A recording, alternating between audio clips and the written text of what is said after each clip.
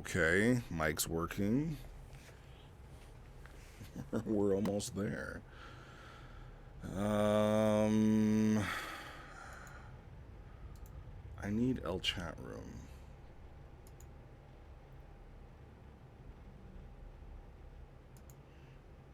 Is it a dock?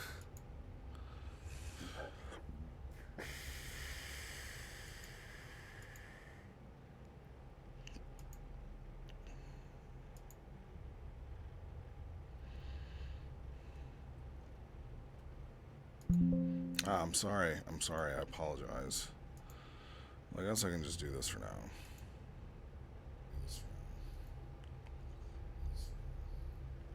Now I'm on Twitch.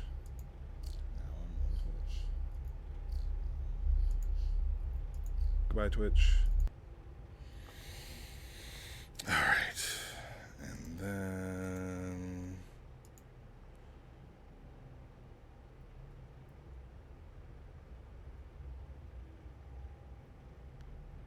Because it was right proper on here, man. That's dumb.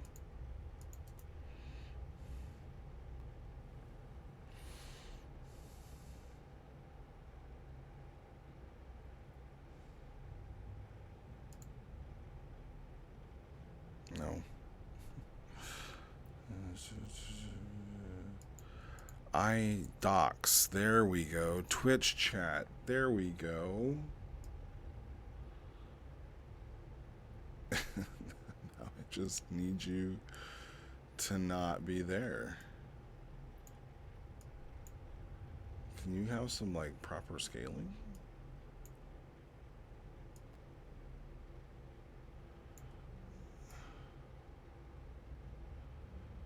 Oh. Like, why would you size yourself that way?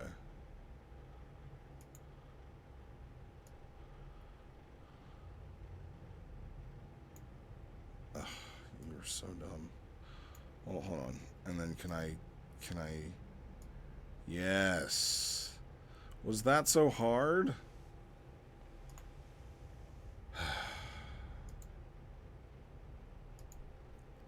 And now to properly do this. Copy. Paste. That's not the proper title, but I am live. There.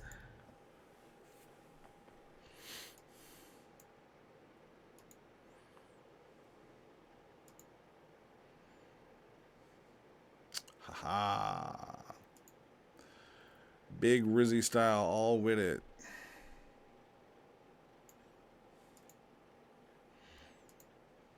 I didn't even look at... That's the Pumpkin King. Wish log. There was one. He wanted this one. Well, goddamn. Well, Jesus.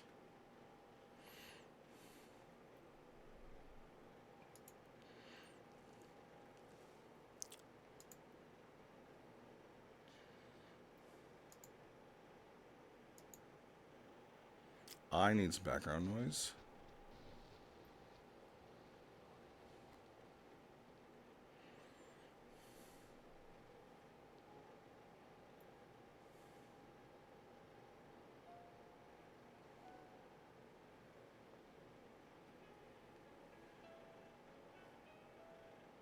Why are you only in one ear? Why are you more so in my right ear than my left?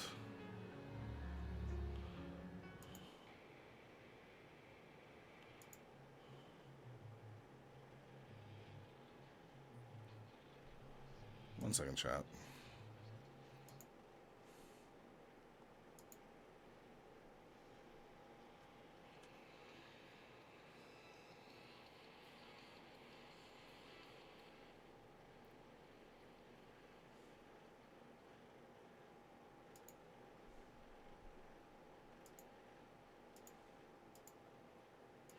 Okay, sorry about that.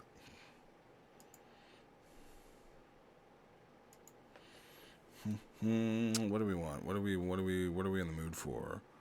Um,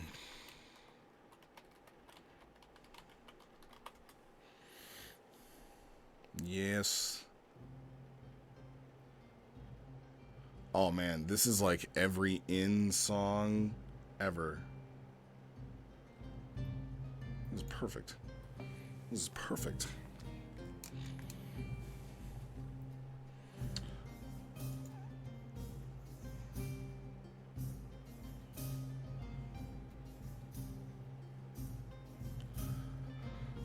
I'll give it a couple minutes. We'll see what kind of a turnout we get.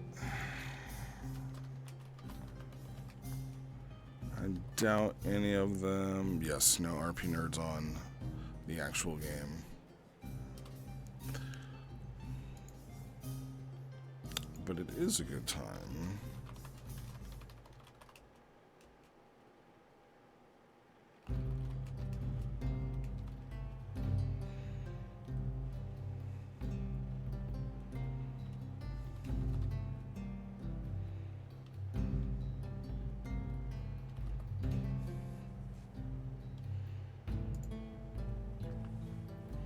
I feel like that's a little loud. Turn that down just a little bit there.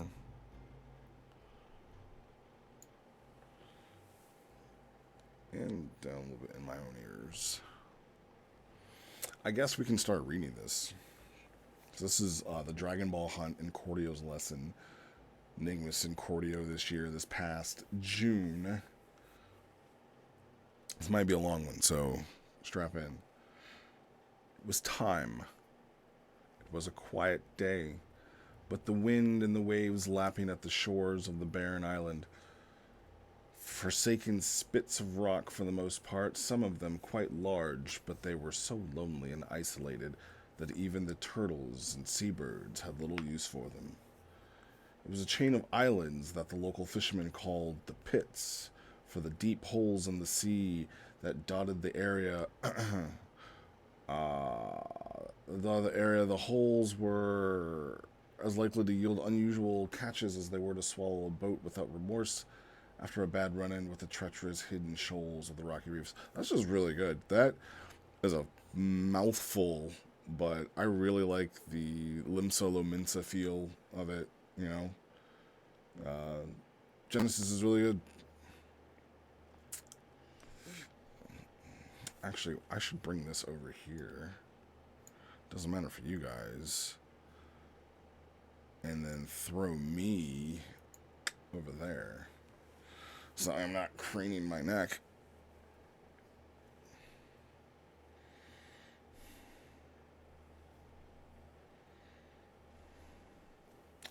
Then, can I move you guys over here?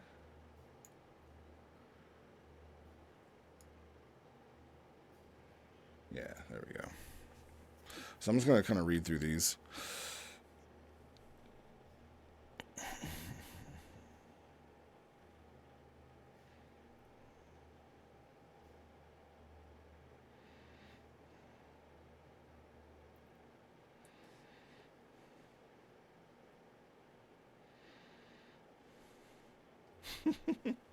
So this is funny. So with Cordio, his dialogue reads, it's not weird, but for the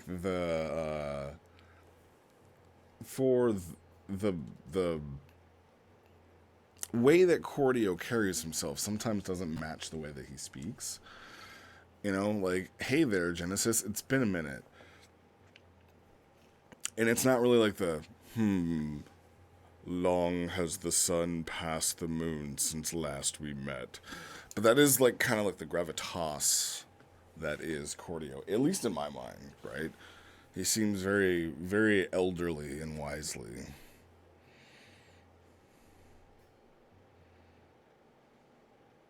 But maybe he's not, right? Maybe he's more like a young, nervous, definitely more humanoid, right? Like a Namekian that just doesn't act like Namekians. You know, he was raised on Earth. Earth culture is everything to him. So he like a a New York street b boy Namekian. You know what I'm saying?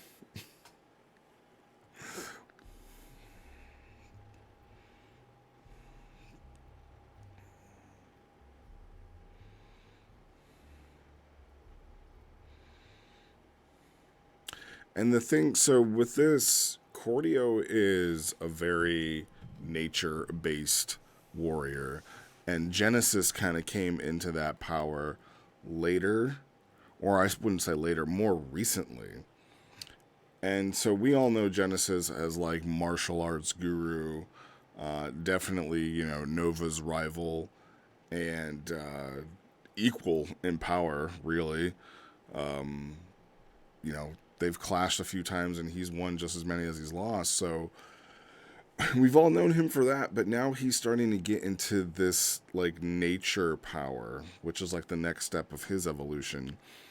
And that's kind of hard to do at tier 5, but definitely something that you almost need to do with your characters at this point. Like, you need to be taking them on another adventure, on another journey, because you kind of completed the chapter, right?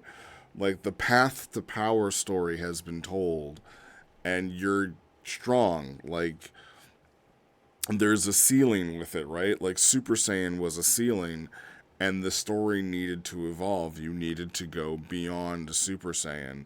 And I like that rather than just spike straight up for just more raw power.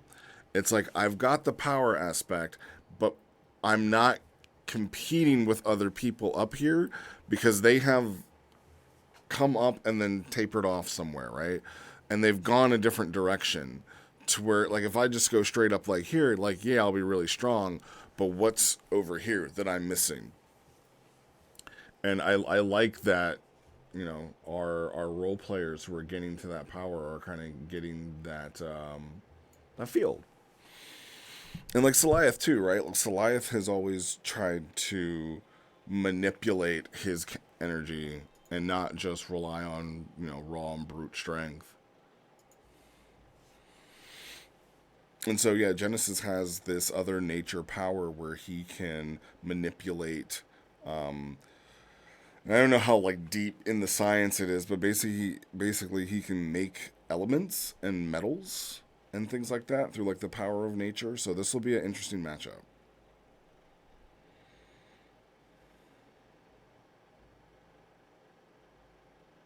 Oh wait, hold on. I was reading just the conversation text, and then I saw something like kicking my head into the sea.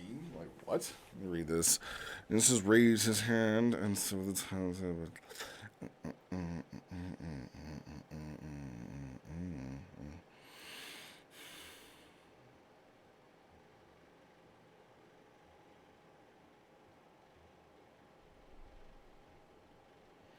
So he just kind of okay.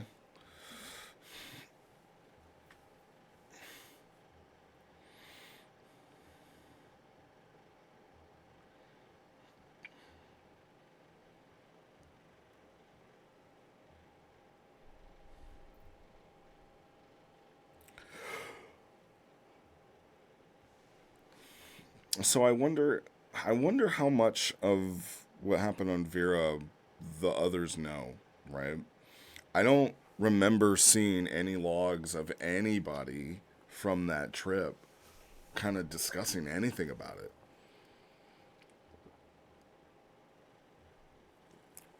except amongst themselves, right? Like I know Sal and Jaime, they had a conversation, right? But does the verse know what really happened? You know. All right.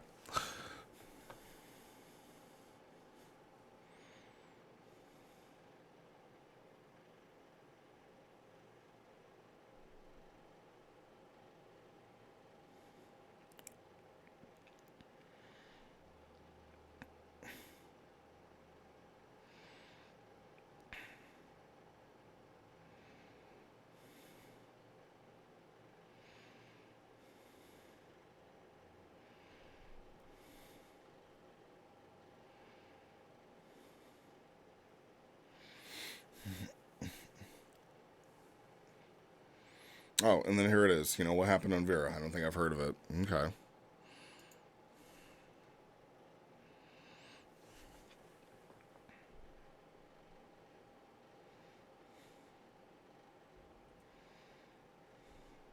Yeah, so right here, Genesis is kind of explaining, but big thing, Genesis lost his arm,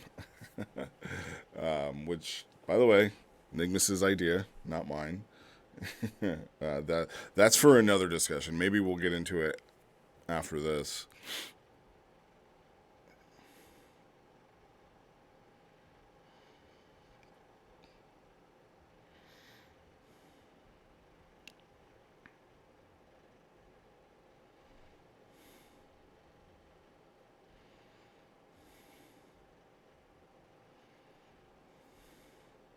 So this is interesting. Genesis basically just kind of gives like a very brief overview. Nova died, Sal's gone quiet, Vegeta's getting very political, so did Vera. But at the end, he says something that it's been quiet out there, but it feels like the quiet before a storm. And I've been thinking about this a lot. Like, we definitely have, as a villain faction, the Empire. And it's almost like we're living in the dark time, right? Like, imagine a timeline where the villain did actually win and evil spread and we're all just living in it, right? Like, people are out there finding joy and happiness, but there's a lot more bad shit happening. And not just like because of the Empire. I'm just saying, like, overall, like there's catastrophes that are, nobody's fault. It's just, a volcano erupts, or, two planets collide into one another. One gets swallowed by a black hole, and maybe that's the bad timeline that we all shifted to. Or maybe this is just the monkey paw from the last age when they had to use the wish to save humanity. Maybe this is us just reaping from that. But yeah, like, there really hasn't been a storm that erupted like on a major scale. Like, we have Canvas, who's kind of fighting the Empire that we hear about, but no one's really like bringing it. We're all just kind of like stewing in this ich, you know. Uh, duh, duh, duh, duh.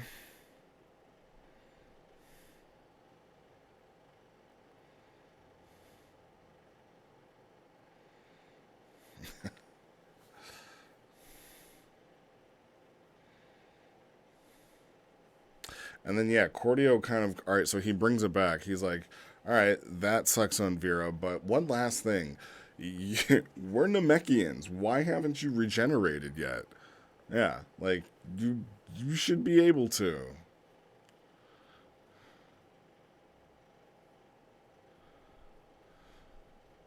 Oh, that's right. And this is where Cordio tells everybody that yeah, he kind of quit Canvas.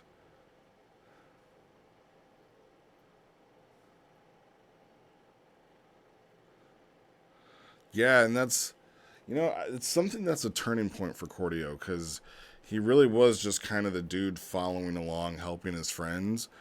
But I think it's really big of him to say, like, I'm still your friend, but my heart is not in this fight.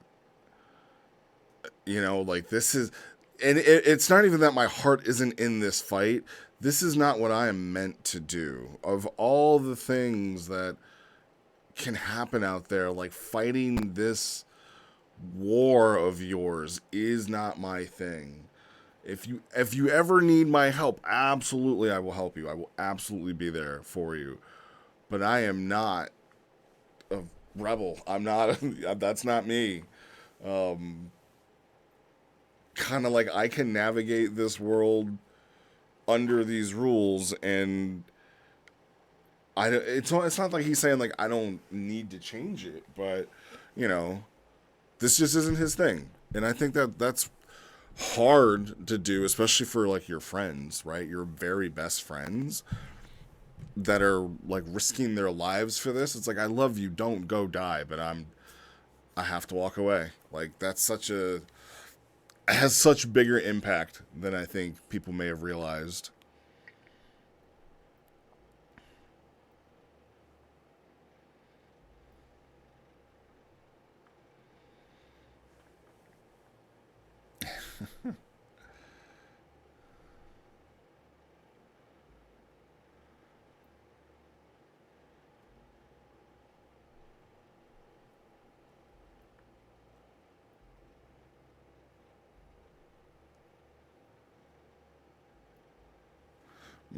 All right, so we get kind of an explanation as to why Genesis can't regenerate. He says it's partly having never learned the proper Namekian techniques and partly genetic. Apparently, there's some quirk about my gene line that makes us kind of bad at it being regeneration. So it's something that I never bothered to learn, but Zofu taught me a couple of things. And yeah, they kind of get ready to fight. So opening part not bad, right? It's a good kind of expose of getting the characters caught up to one another, getting the reader kind of engaged, and it's just good writing. Again, I loved the setting. I loved where it was because, like I said, like these two characters are strong and based out of nature. So explaining the nature around them is very important. You know, if you're a water user and you're fighting, you know, on the shore with the sea or the ocean at your command, it's really different than if you're, you know, in the desert and you got to get creative where how you're going to get this water and use it, you know. So with what's available, like it's basically telling us this is the weapons, this is the weapon wall, right? They're going to be able to do with whatever is here. This is what they're going to be able to use. So already I'm suspecting like a lot of like I won't say water bending, but probably that's the next closest thing I can think of it. And yeah, like Genesis making golems and shit like that. So yeah, this is very intriguing.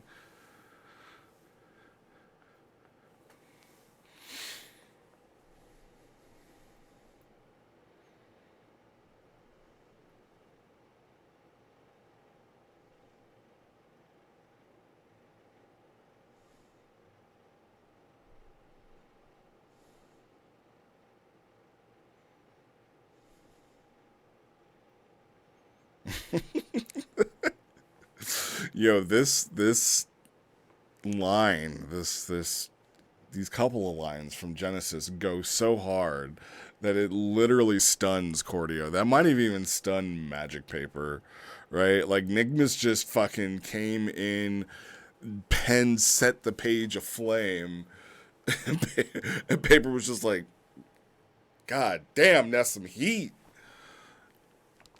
This is what he says. He says, the terms are yours to set, if there are any that you would choose to name. I did not come here to end you or hurt you.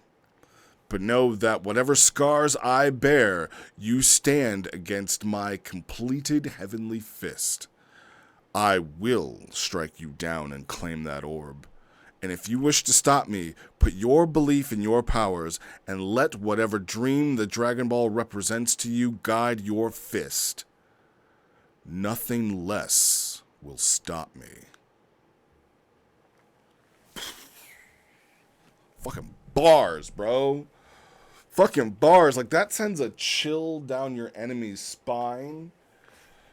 Like, oh shit, he means that shit. Right? Like, that's some Deontay Wilder meme. Like, to this day! To this day! And then Cordio's like, I didn't know you'd be ready that quickly. Like, hold on, man. Like, can we warm up to it or something? Like, can you like call me a punk first? Like, you just fucking off rip went there. All right.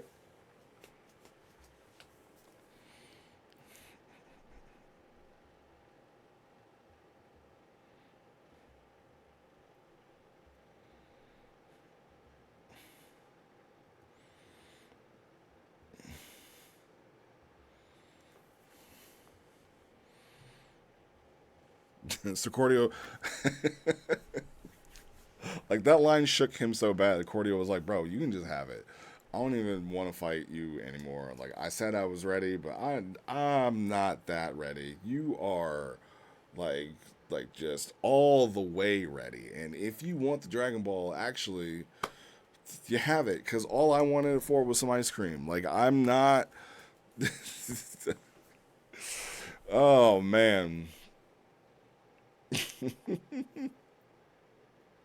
But he did promise to fight him, so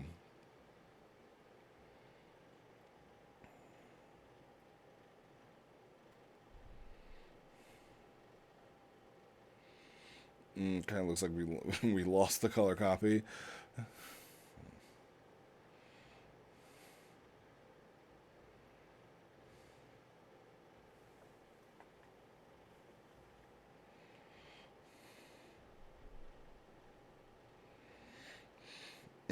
Genesis, you're so dramatic. Like when Genesis gets in the fight mode, he becomes this like warrior poet, right? Like for the most time, he is like, "Hey man, how the hell are you? What you up to? Let's go get drunk and build motorcycles." But then you're like, "Hey Genesis, you want to fight?" And it's like, "The dawn of the golden heavenly fist will rise upon me, but the dusk will be any of those who stand in the way of me in victory." You're like, "Bro, you want to scrap or not?" It's like, "I absolutely want all of that smoke." I'm like, all right, all right.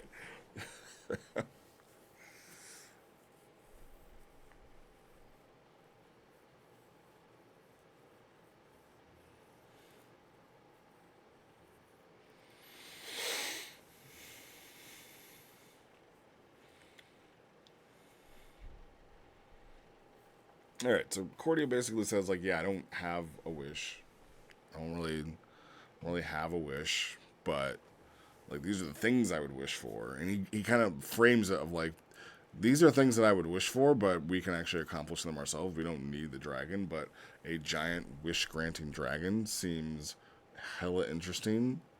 So yeah, I'm very interested. All right, then we're getting into the fight.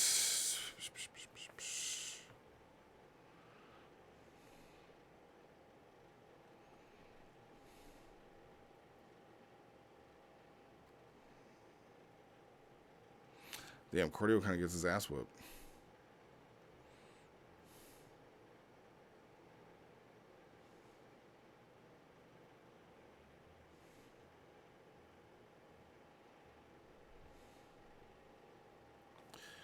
Hold on one second.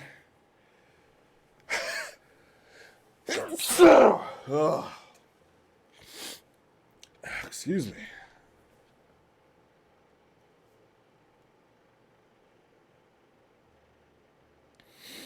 Oh, sorry.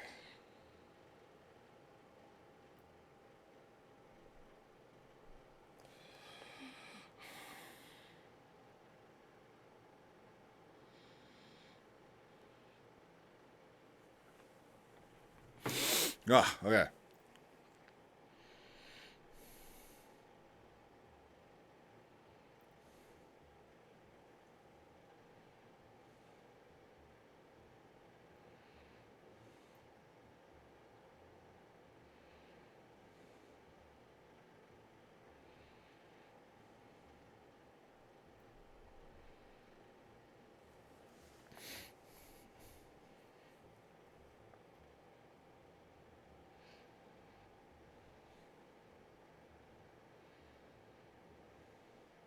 Wait, what?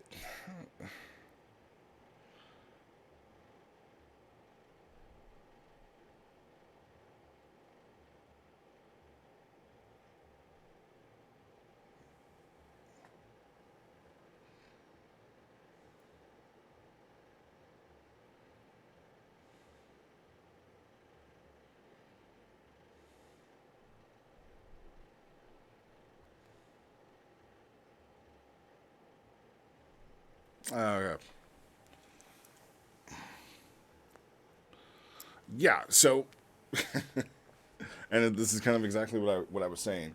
So as the fight goes, some pew pew happens, and Genesis dives into the water, and Cordio is kind of like flying over an island, and then Genesis from underwater starts like basically throwing massive chunks up at Cordio. So, like, imagine in DBZ, when somebody's going like this and they're flying, and then there's like explosions of rock because the other person's powering up. Like, that's basically what's hitting him. And what did I say? Right? Like, this is gonna be this fight, this very elemental based combat.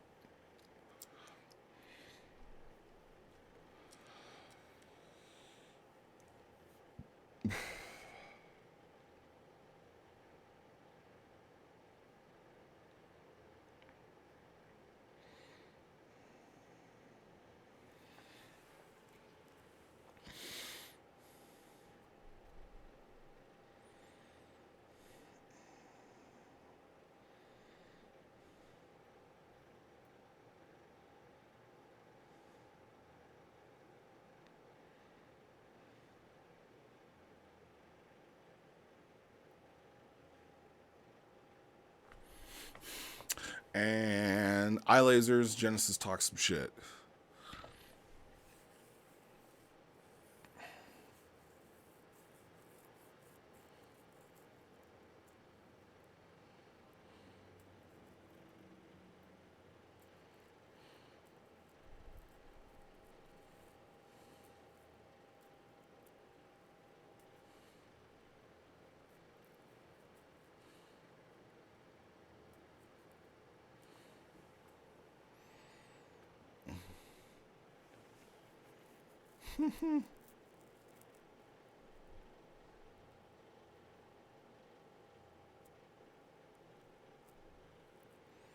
So it looks like Genesis transforms.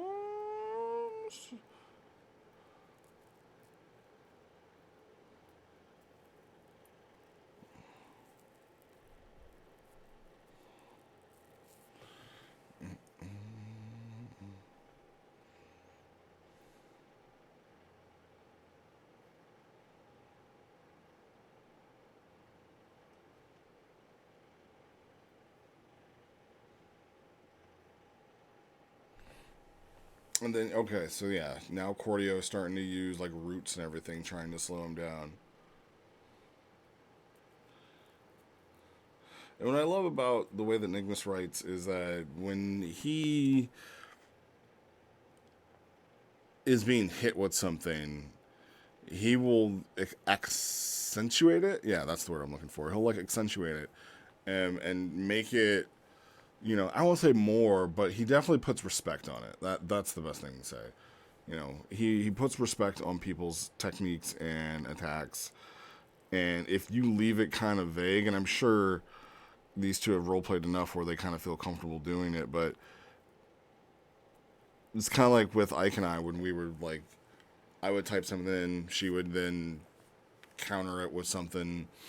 I won't say better, but again, just like, yes, this awesome thing is coming at me, right? Like, the thing that you did was so cool. I want to talk about it. That's what it kind of comes down to, and Nigmas is very good at that. So he makes this wall of roots. It's truly something to behold, especially at its scale.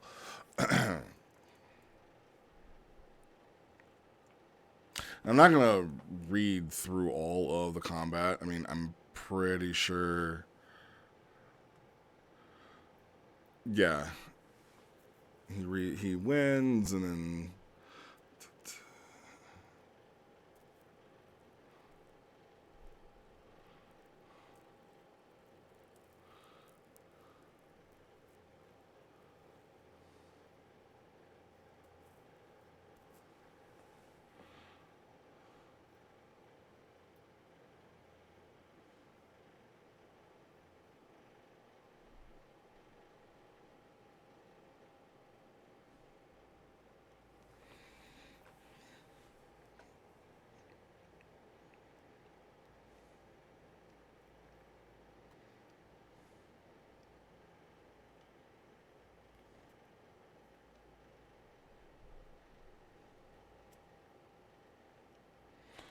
Wait, did I miss this?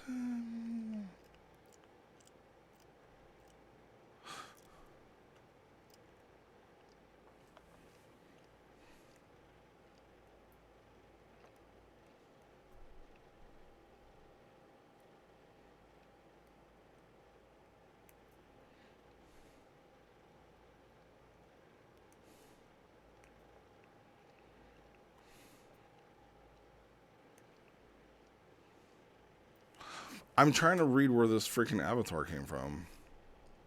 Oh, there. It's right here. Like right after he goes into his.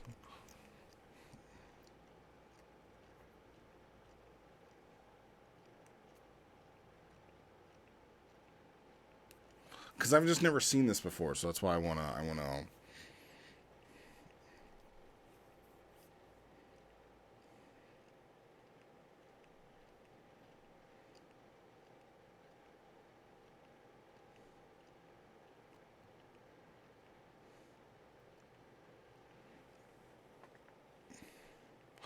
Oh, so he's like a.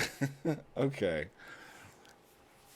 He's like a Titan from Attack on Titan, just with kelp and stuff all around him. That's like Swamp Thing creepy and gross, but also very cool and unique and something like I probably never would have thought of.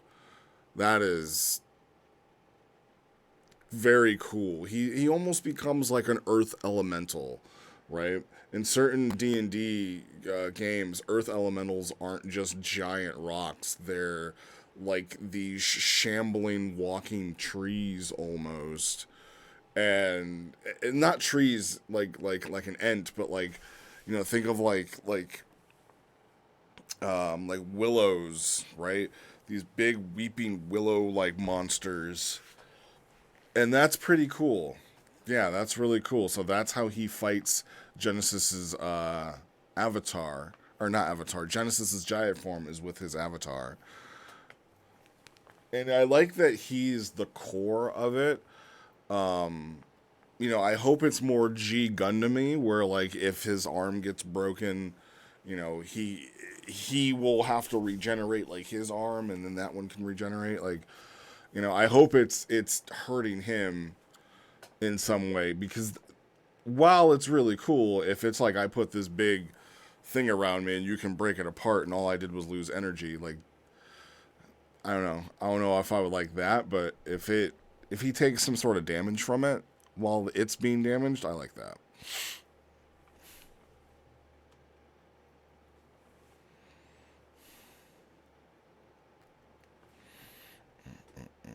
Mm. So let me. I know it did. I know it did. It's been like 30 minutes. Arthur Finger Cordio. This is why it's cool to have our RP skills listed.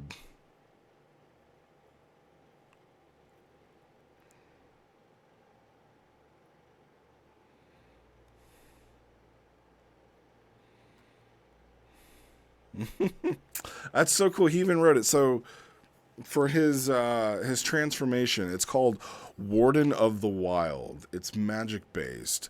After communing with nature, Cordio uses his magic power, drawing plants, roots, and vines to surround him. He grows in size, sitting at the core of a massive living construct that takes the form of a protective avatar. Wrapped in this natural armor, Cordio embodies the spirit of his culture, becoming a guardian woven from the earth itself. That's fucking badass, man. Like, that is a badass transformation. Am I becoming a Cordio stan right now? Is that what's happening? Okay. And then he uses this spiral star blaze, which is for you guys right up here. The spiral star blaze is, while transformed, Spiral Starburst transformed into Spiral Starblaze. Instead of instead of two spirals around the beam, there are now 6 that can be independently separated off as necessary. Each can be individually controlled, allowing for to attack multiple individuals. This version of the attack is also larger due to Cordio's change in size, as he is inside of his avatar. So basically, the transformation skill Spiral Starblaze is just the beefed up version of Spiral Star Burst. So we have to read Spiral Star Burst now. This beam is manipulated in such a way that it causes to have a helix spiral pattern. The beam can be further manipulated to move in different directions. It can be used from either his mouth or his hands. When he fires it from his hands, he can separate the beam into 2 weaker beams that cannot be directed after it is fired. The beam also loses its signature pattern when separated into 2 beams. When the beam ends, it's as if small stars begin fading away. Okay, so it's kind of like this helix cannon. All this stuff's kind of swirling around it. And so just think of like 2 orbs going like this over top of each other. But the transformed version is 6 going all around each other, and then he can still spread them apart, and then so kind of like when Krillin killed the Cybermen, he kind of went like that and spread it out. Bam, bam, bam, bam, bam, bam. I like it. Very unique. Very unique.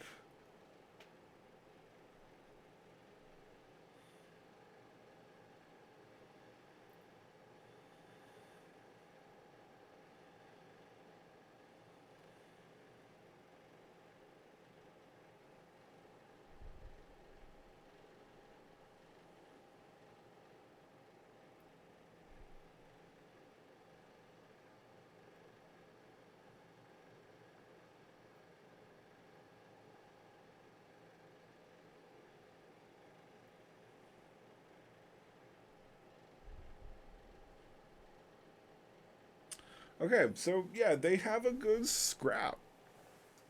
They throw a decent amount of hands, and it really is a growing point for Cordio. Like, unfortunately, Genesis, your character is hitting the same wall that mine kind of did, to where the character growth will be there, but it'll also be so incremental, right? It's kind of like a bodybuilder who is already in great shape, right? All you can do is redefine and perfect what is there, but you're not going to go from, the bigger story, and I will say the bigger story is always going to be the person who went from 350 pounds down to 185, and now they look great. It's like, now that you're down to 185, you lost 3 pounds, or, you maintained what's already perfect. So the bigger story is the jump down. So that's what happens when you hit that tier, right? Like, you've told us your story. You're continually telling us your story. But unless something like major happens, if there's like a big heel turn, then there's a bigger story to tell. But, the bigger gap and change is the person going from tier 2 to tier 3, right? And pushing their way to 4. And I think that's Cordio. Cordio, you are the hero of this tale, right? Even though you lose, that you lost, and you didn't lose. Like, you weren't as strong as Genesis, but the problem with it, I won't say the problem with it, the kind of like a problem with our current setup that we have for DBI and roleplay is that we all know what everybody's power level is. So we all, expect certain things to happen. And outside of the game, again, as I said at the very beginning, like, Genesis is one of the strongest, if not, well, no, now he is the strongest mortal. I think Hypo's in contention there. He's also tier 5, but, Genesis is the strongest, and everybody kind of expected, Genesis is going to win this fight. But when I say that Cordio won it, is because he didn't lose his dignity, and he was kind of like, "Yep, like you've defeated me, young warrior. You have traveled far, and you have passed the trial of the Dragon Ball. I fear it may long be on the island, but it would not be hard for you to get there." Like that's kind of how I feel like Cordio won in this, and we also got to see that Cordio wants to be his own person. He wants to go on his own adventures. And he said, for too long I was in Hypo's shadow. And it's nice to have my own power. It's nice to have my own story to tell, right? It's nice to kind of, I won't say be the main character, but it's nice to have a plot of my own, right? Like, I'm not a Yamcha that just shows up to the fight because all my friends did, right? Like, I have a dog in this fight. There's something for me to do out here in the universe. Well done, gents.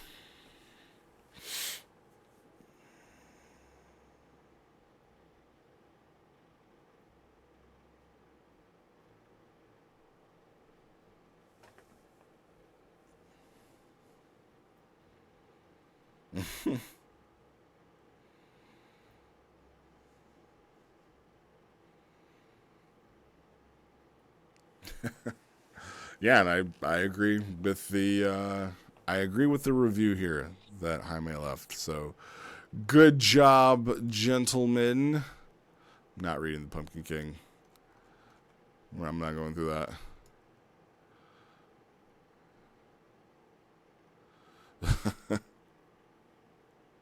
Should we watch?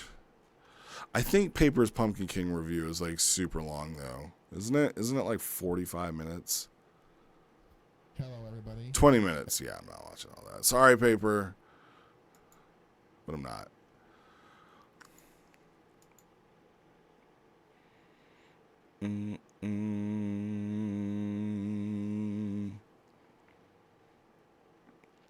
Well, I think that's going to be it. I think we're just going to have the one review. And yeah, I'm going to go do some stuff. So I hope you guys enjoyed the VOD. I'll catch you later.